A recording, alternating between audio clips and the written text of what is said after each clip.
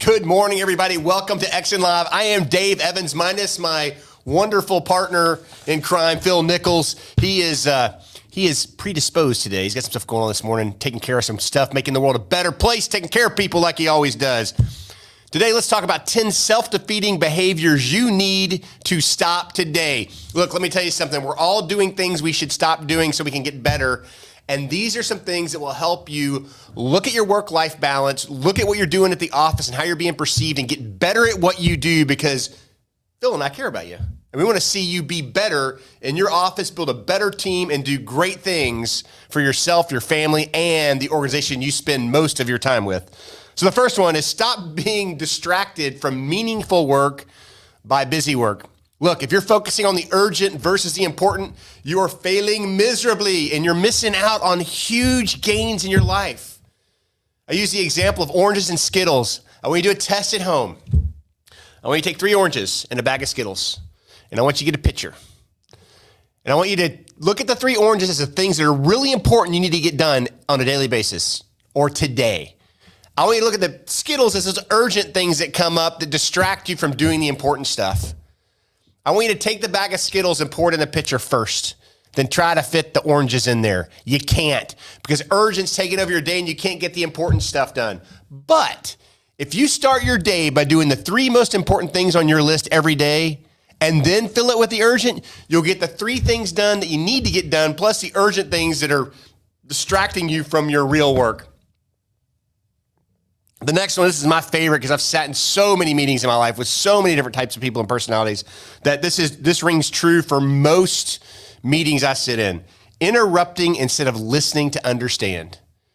Now, I don't want to pick on any coaches, but there was a press conference yesterday where a coach was asked a specific question about recruiting in a specific city where he's playing this weekend.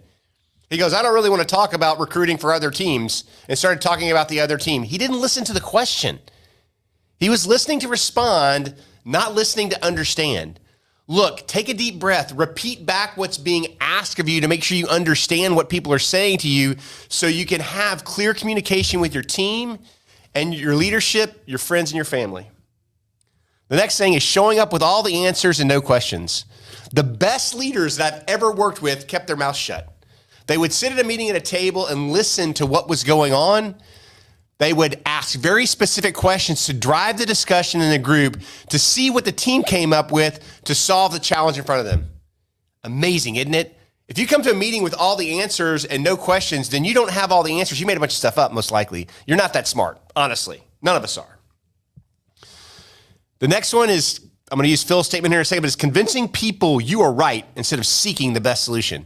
Look, there's 2 things in life. You can be right, or your life can be right. It's your choice. And being right sometimes isn't always the best solution. I am guilty of this with my family. I am guilty of this in my job life. And I am blessed to have people that I've surrounded myself with that have corrected me and told me what I was doing and how I was perceived. Look, I'm telling you right now, if you're seeking to be right as opposed for things to be right and trying to convince everybody how smart you are, you're missing out on so many great ideas from the people around you. Number 5, never apologizing. Look, if you make a mistake, own it. Own it and fix it. Let me ask you a question. When is the last time you told your team you made a mistake or you were wrong? And look at me, you know what? I'm sorry for that. Let's find a better way to do this and get better at what we do today so we can be successful tomorrow. The next one, I call it the Chicken Little syndrome. It's catastrophizing to the point of anxiety. Look, the sky isn't always falling. Your glass isn't always half empty. Some things are going to go right in your life. Stress is so hard to deal with. Anxiety is so hard to deal with. But you know what? In most cases, we create it for ourselves, and we make it a lot worse than it's going to be. I can name time after time after time in my life where I've done this to myself, and don't let it take you over, because it'll ruin your day and it will ruin all the great things you're missing on a daily basis. Number 7, blaming instead of owning responsibility. Look, things happen. Things go wrong. If you make a mistake, own it. Take responsibility. Don't deflect. Don't defer. Don't give it to somebody else. Say, look, this is what happened. I did it. I'm going to fix it. It's not that big a deal.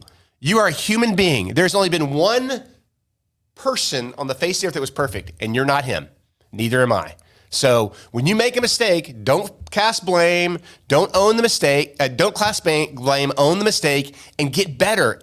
Your team will respect you more. They know who screwed up. You running your mouth telling them how you didn't do something isn't helping the situation. Number 8, and this is for people that are high performers, they overcommit because you're defined by work. Look, we have work and we have family. We can't let our work overwhelm our family. We can't let our family overwhelm our work. It's not balance, it's the reality. So if you're overcommitting to impress your boss, you're probably not getting as much done. You're probably not as efficient as you think you are. And at the end of your career in life, you may come home alone. And let me tell you something. I spent 23 years in the military. I spent 10 years in the public sector working with companies at this point. And you've got to focus on what's important in your life. And you've got to work both sides of your personal and professional life if you want to have a happy future and a great family. Number 9, hiding behind authenticity. I'm not good at that. It's just not me. I'm going to raise my hand. I'm going to tell you I'm guilty of this. There's certain things I tell people I'm not good at all the time. I still do it today. That is not making you better. That is not making me better. You've got to stretch yourself in the areas you're not good at and focus on improving those areas so you can be the best that you can be for your family and for your company. And finally, we all do this, ignoring issues instead of bringing them up with forward-facing curiosity. I'm going to say that again. Ignoring issues instead of bringing them up with forward-facing curiosity. Look, the problem isn't going away. The problem is going to get worse. So if you act like an ostrich and stick your head in the sand, there is no way you're ever going to solve the problem before it blows up. Well, those are 10 things you can do today to get better in your life, in your company, in your family, and be everything that you can be in life. With that, Dave Evans and Phil Nichols, we are out of here.